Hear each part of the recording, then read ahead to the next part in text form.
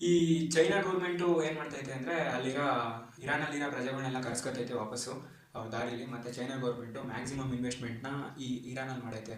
ಅಕಸ್ಮಾತು Iran ಏನಾದರೂ ನಾಶ ಆದರೆ ಚೈನಾಗೆ ಸಖತ್ ನಷ್ಟ ಆಗುತ್ತೆ. ಚೈನಾ ಮತ್ತು ರಷ್ಯಾ ಎರಡೂ ಸೇರಿಕೊಂಡು ಈ ಅಮೇರಿಕಾಗೆ ಆಪೋಸಿಟಾಗಿ ಸ್ಟ್ರಾಟಜಿ ಮಾಡ್ತಿದ್ದಾರೆ. ಈ ಸ್ಟ್ರಾಟಜಿ ವರ್ಕೌಟ್ ಆಗಿ ಇರಾನ್ ಜೊತೆ ನಿಂತ್ಕೊಂಡ್ರೆ World War III fix. Iran supreme leader Ali Khamenei ಅವನೇ ಸತ್ತದ. ಆದರೂ ಇರಾನಲ್ಲಿ ಯಾರು ಮಿಲಿಟರಿ ಆಪರೇಷನ್ನ ನಡೆಸಿದ್ದಾರೆ, ಇನ್ನೂ ಅಲ್ಲಿ ಯುದ್ಧ ನಡೀತಾನೆ ಇದೆ.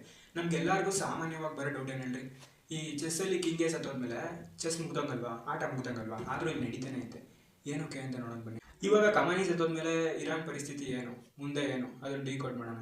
ಈ ವಿಡಿಯೋ ಮಾಡಬೇಕಾದ್ರೆ ಒಂದು ವರಿಷ್ಠ ಅಪ್ಡೇಟ್ ಬಂತು. ದುಬೈಲಿರೋ ಲಾರ್ಜೆಸ್ಟ್ ಆಯಿಲ್ ರಿಫೈನರಿ, ಅದನ್ನು ಆರ್ಮಾನ್ ಅಂತ ಕರೀತಾರೆ. ಆ ರಿಫೈನರಿ ಹೆಸರು 7% ವರ್ಲ್ಡ್ಗೆ ಲಾರ್ಜೆಸ್ಟ್ ಆಯಿಲ್ನ ಇವರು ಪ್ರೊಡಕ್ಷನ್ ಮಾಡಿ ಕಳಿಸ್ತಾ ಇದ್ರು. 7% ಆಯಿಲ್ ಬಂದಾಯಿತು. ಅದು ಒಂದು ಜಾಗದಲ್ಲಿ ಅಲ್ಲಿ ಬಾಂಬ್ ಬ್ಲಾಸ್ಟ್ ಆಗಿದೆ. ಮತ್ತು ನಿಮಗೆ ಎಲ್ಲರಿಗೂ ಗೊತ್ತಿರೋದು ಸ್ಟೇಟ್ ಆಫ್ ಹಾರ್ಮೋಸ್ನ ಬ್ಲಾಕ್ ಮಾಡಿದ್ದಾರೆ ಅಂತ. ಅಲ್ಲಿಂದ 20% ಆಯಿಲ್ ಬರ್ತಿತ್ತು. ಈ ಡೆವಲಪ್ಮೆಂಟು ಆಯಿಲ್ ಪ್ರೈಸಸ್ನ $70 ಪರ್ ಬ್ಯಾರಲ್ ಇರೋದನ್ನು 140 ತಗೊಂಡೋಗೋ ಚಾನ್ಸಸ್ ಇದೆ.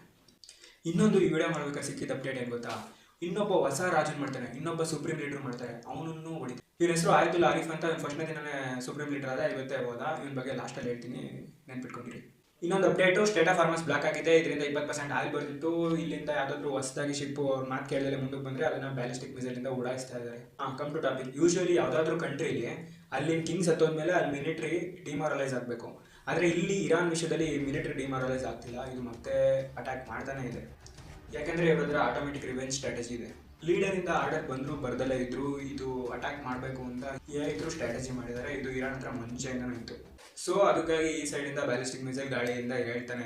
ಈ ಟೈಮಲ್ಲಿ ಡೊನಾಲ್ಡ್ ಟ್ರಂಪ್ ಒಂದು ಟ್ವೀಟ್ ಮಾಡ್ತಾರೆ, ಹೇಳ್ತಾರೆ ಮತ್ತೆ ನೀವು ಅಟ್ಯಾಕ್ ಮಾಡಕ್ಕೆ ಹೋಗ್ಬಿಟ್ರೆ ನಮ್ದು ಏನು ಸ್ಟ್ರಾಟಜಿ ಇತ್ತು ಅದು ಮುಗ್ದೈತೆ, ಅಲಿ ಖಮೇನಿ ಸಾಯಿಸೋದು. ಇದಾದ್ಮೇಲೆ ನೀವು ಮತ್ತೆ ಏನಾದರೂ ಅಟ್ಯಾಕ್ ಮಾಡಿದ್ರೆ ಇನ್ನೊಂದ್ಸಲಿ ನೋಡದೇ ಇರಬಾರ್ದು ಹಿಸ್ಟ್ರಿಲಿ, ಆ ಥರ ತೋರಿಸ್ತೀವಿ ಅಂತ.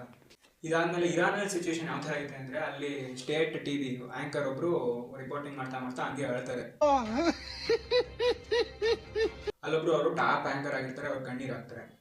ಇನ್ನೊಬ್ಬ ಆ್ಯಂಕರು ರಿವೇಜ್ ಇಸ್ ಕಮಿಂಗ್ ಸೂನ್ ಅಂತ ಕಿರ್ಚಾಡ್ತಾನೆ. ಇರಾನ್ ಟಿವಿಗಳಲ್ಲಿ ಮ್ಯೂಸಿಕ್ಸ್ ಎಲ್ಲ ಆಫ್ ಮಾಡಿಬಿಟ್ಟು ಕುರಾನ್ನ ಪಠಣೆ ಮಾಡ್ತಾ ಇದ್ದಾರೆ.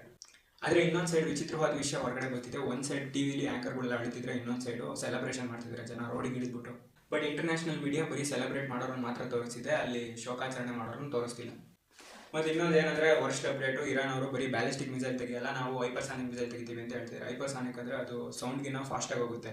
ಅದೇನಾದರೂ ತೆಗೆದ್ರೆ ಯಾವುದೇ ಡಿಫೆನ್ಸ್ ಸಿಸ್ಟಮ್ ಹೋಗಿ ಹಿಡಿಯೋಕ್ಕಾಗಲ್ಲ, ಹೋಗಿ ಟಾರ್ಗೆಟ್ನ ಹೊಡಿಯೋದು. ಆದರೆ ಟ್ರಂಪ್ ಏನೋ ಮತ್ತೆ ಪೀಸ್ ಥ್ರೂ ಸ್ಟ್ರೆಂತ್ ಅಂತ ಟ್ವೀಟ್ ಮಾಡ್ತಿದ್ದಾನೆ. ಇದರ ಅರ್ಥ ಏನಂದರೆ, ಈ ಪೀಸ್ ಹೆಂಗೆ ಬರುತ್ತೆ ಅಂದರೆ ನಾವು ಯುದ್ಧ ಮಾಡೋದ್ರಿಂದ ಅಂತ ಥರ ಬರುತ್ತೆ. ಈ ವಿಡಿಯೋದಲ್ಲಿ ಇನ್ನೂ ತುಂಬ ಇನ್ಫಾರ್ಮೇಷನ್ಗಳಿದ್ದಾವೆ. ಇದೆಲ್ಲ ರಿಸರ್ಚ್ ಮಾಡೋಕ್ಕೆ ತುಂಬ ಟೈಮ್ ತಗೊಂಡಿದ್ದೀನಿ. ಸೊ ನೀವು ಸಪೋರ್ಟ್ ಮಾಡಿ. ಹೆಂಗೆ ಅಂದರೆ ಸಬ್ಸ್ಕ್ರೈಬ್ ಮಾಡಿಕೊಂಡು, ಲೈಕ್ ಮಾಡಿಕೊಂಡು, ಶೇರ್ ಮಾಡಿಕೊಂಡು. Come to topic. ನಾನು ಆಗಲೇ ಹೇಳಿದ್ನಲ್ಲ, ಸ್ಟೇಟ್ ಆಫ್ ಹಾರ್ಮೋಸ್ ಬ್ಲಾಕ್ ಆಗಿದೆ, 20% ಆಯಿಲ್ ಬರ್ತಿಲ್ಲ ಅಂತ.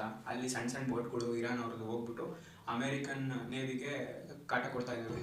ಇವಾಗ ಖಮೇನಿ ಇಲ್ಲ, ಹೊಸ ಲೀಡರ್ ಆಯಿತು, ನಾನು ಸೆಲೆಕ್ಟ್ ಮಾಡಿದ್ರು, ಇವನನ್ನ ಸುಪ್ರೀಂ ಲೀಡರ್ ಮಾಡಿದ್ರು. ಆದರೆ ಇವನನ್ನು ಹೊಡೆದಾಕವ್ರೆ. ಸೆಕೆಂಡ್ರಿ ಬಿಡಿ, ಇವನು ಯಾರು ಅಂತ ತಿಳ್ಕೊಳ್ಳೋಣ. ಇವನು ದ ಮೋಸ್ಟ್ ಪವರ್ಫುಲ್ ಪರ್ಸನ್ ಅಂತೆ. ಇರಾನಲ್ಲಿ ನ್ಯೂಕ್ಲಿಯರ್ ನೆಗೋಸಿಯೇಷನ್ಸ್ ಎಲ್ಲ ಮಾಡೋಕ್ಕೆ ಹೋಗಿದ್ದಂತೆ. ಮತ್ತು ಪುಟಿನ್ ಜೊತೆ ಮತ್ತು ಚೈನಾದ ದೊಡ್ಡ ದೊಡ್ಡ ಲೀಡರ್ಸ್ ಜೊತೆ ಇವನಿಗೆ ಕಾಂಟ್ಯಾಕ್ಟ್ ಇತ್ತಂತೆ. ಅಕಾರ್ಡಿಂಗ್ ಟು ಅಮೇರಿಕಾ ಏನು ಹೇಳುತ್ತೆ ಅಂದರೆ, ಇವನು ಇನ್ನೂ ಹೆವಿ ಡೇಂಜರಸ್ ಪರ್ಸನ್. ಇವನು ಏನಾದರೂ ಇನ್ನೂ ಅಗ್ರೆಸಿವ್ ಆಗಿ ಆ್ಯಕ್ಷನ್ ತಗೊಳ್ಳೋ ಚಾನ್ಸಸ್ ಐತೆ ಇರಾನ್ ಅವರು ಈ ಯುದ್ಧದಲ್ಲಿ ಅಂತ ಅಮೇರಿಕಾಗೆ ಹೇಳ್ತೈತೆ. ಸೊ ಅದಕ್ಕೋಸ್ಕರ ಇವತ್ತೇ ಹೊಡೆದಾಕಿದ್ರು. ಇವತ್ತು ಸುಪ್ರೀಂ ಲೀಡರ್ ಆದರೆ ಇವತ್ತೇ ಹೊಡೆದಾಕಿದ್ರು. ಇದು ಹಿಂಗೆ ಮುಂದುವರೆದ್ರೆ ಅಮೇರಿಕಾ ಸಣ್ಣ ಸಣ್ಣ ನ್ಯೂಕ್ಲಿಯರ್ ವೆಪನ್ಸ್ಗಳನ್ನು ಈ military basis, Iran military basis ಮೇಲೆ ಹಾಕ್ತಾರೆ ಅಂತ ಎಲ್ಲ ಹೆದರ್ತಾ ಇದ್ದಾರೆ. ಇನ್ನೊಂದು ವರ್ಸ್ಟ್ ನ್ಯೂಸ್ ಅಂದರೆ, ಇರಾನಲ್ಲಿ ನ್ಯೂಕ್ಲಿಯರ್ ಸೋರ್ಸ್ ಇರೋ ಅಂಥ ಜಾಗಕ್ಕೆ ಅಮೇರಿಕಾ ಅಟ್ಯಾಕ್ ಮಾಡಿದೆ. ಅಲ್ಲಿ ನ್ಯೂಕ್ಲಿಯರ್ ಸೋರಿಕೆ ಆಗ್ತೈತೆ. ಇದು ಒಂದು ವರ್ಸ್ಟ್ ನ್ಯೂಸ್ ಆಗುತ್ತೆ ಹ್ಯೂಮನ್ ಹಿಸ್ಟ್ರಿಲಿ. ಫೈನಲಿ ನಾವು ತಿಳ್ಕೊಬೇಕಾಗಿರೋದೇನು ಅಂದರೆ, ಯುದ್ಧ ಎಲ್ಲೇ ಆಗಲಿ ಹೆಂಗೆ ಆಗಲಿ ಜನಸಾಮಾನ್ಯರಿಗೆ ಮಾತ್ರ ನಷ್ಟ ಆಗುತ್ತೆ. ದುಡ್ಡಿರೋರು ಆರಾಮಾಗಿ ಇರ್ತಾರೆ, ಬಂಕರ್ಗಳಲ್ಲಿ ಇರ್ತಾರೆ.